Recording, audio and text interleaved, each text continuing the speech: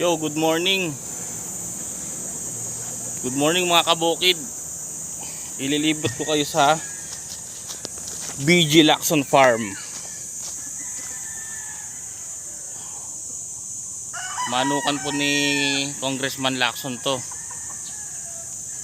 Game farm. Napakalawak po nito. 7 hectares po to. Hindi pa kasama yung kabilang area.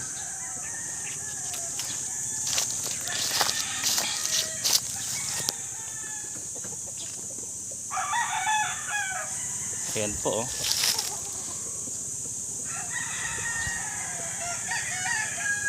BG Lacson Farm.